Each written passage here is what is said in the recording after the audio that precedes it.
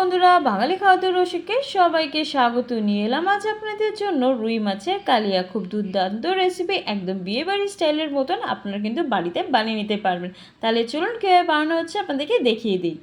সবার প্রথমে দেখুন এখানে মাছগুলোকে ভালো করে ধুয়ে নিয়েছি আগের থেকে। এরপরে নুনটা একটু ভালো করে দিয়ে দিচ্ছি, এরপরে হলুদ দিয়ে দিচ্ছি। এবার এগুলোকে আস্তে আস্তে করে ভালো করে মাখিয়ে নেব, যাতে প্রত্যেকটা মাছে যেন ভালোভাবে নুন হলুদ মিশে যায় আর ভাজার সময় যেন ভালোভাবে ভাজা হয়ে যায়।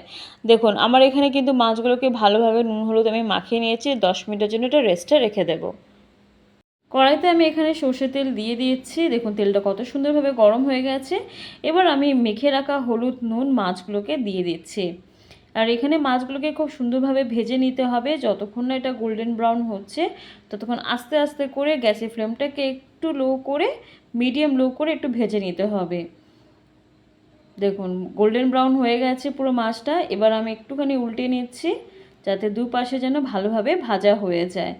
মাছ খুব সুন্দরভাবে ভাজা হয়ে গেছে। এবার আমি একটা পাত্রেতে এগুলোকে আস্তে আস্তে করে তুলে নেব।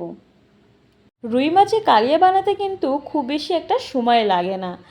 এই রুই মাছের কালিয়া বানাতে যে উপকরণ লাগবে একদম ঘরোয়া উপকরণ দিয়ে আপনারা কিন্তু এই রান্নাটা করে নিতে পারবেন। তাহলে চলুন এক এক করে আপনাদেরকে দেখিয়ে দিই আমি কি কি মশলা এখানে ব্যবহার করেছি। এবার দিয়ে দিচ্ছি ছোটো চামচের 1 চামচ জিরে, দিয়ে দিচ্ছি এখানে একটা তেজপাতা, তারপরে দিয়ে দিচ্ছি এখানে 3টে শুকনো লঙ্কা। এগুলোকে ভালো করে ভেজে নিতে হবে। আর জিরেতে এমনিতে দেখবেন খুব সুন্দর একটা গন্ধ থাকে, যা তেলের সাথে মিশে গেলে খুব আরও ভালো টেস্ট হয়ে থাকে। এরপরে দিয়ে দিচ্ছি কেটে রাখা পেঁয়াজ। এখানে আমি 2টো মিডিয়াম সাইজের পেঁয়াজ কেটে নিয়েছিলাম।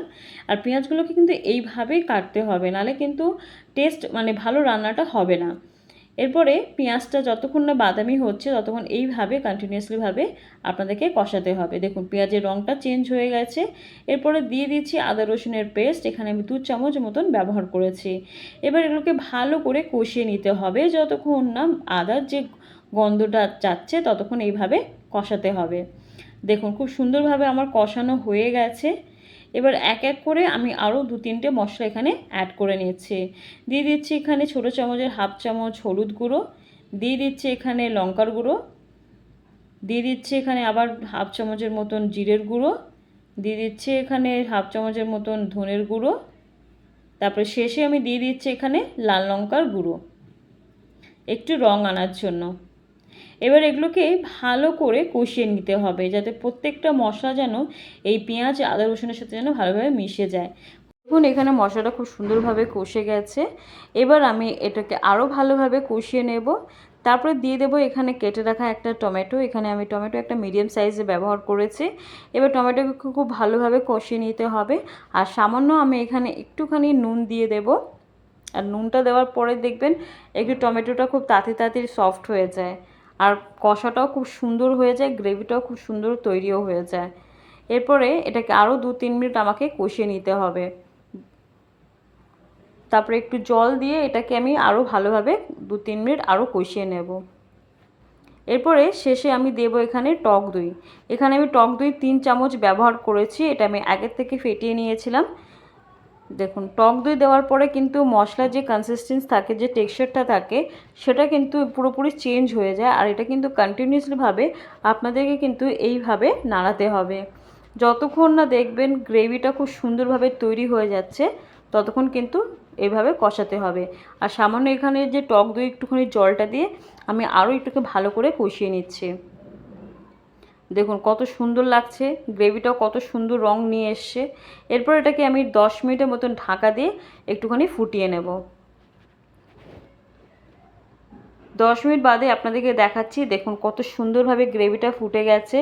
আমার কিন্তু গ্রেভিটা খুব সুন্দরভাবে তৈরি হয়ে গেছে। এবার দিয়ে দিচ্ছি ভেজে রাখা মাছগুলো। আস্তে আস্তে এই মাছগুলোকে এর মধ্যে দিয়ে দিচ্ছি।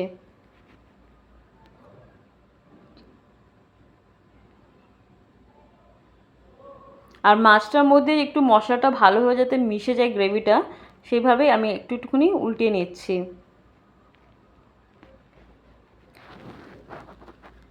রুই মাছের কালিয়া তো আপনারা দেখেই নিয়েছেন কত সুন্দরভাবে ইজিলিভাবে আপনারা এটা কিন্তু রেসিপিটা বানিয়ে নিতে পারবেন। আর গরম গরম ভাতের সাথে তো জাস্ট বলবো ওয়াও, কত সুন্দর লাগে খেতে।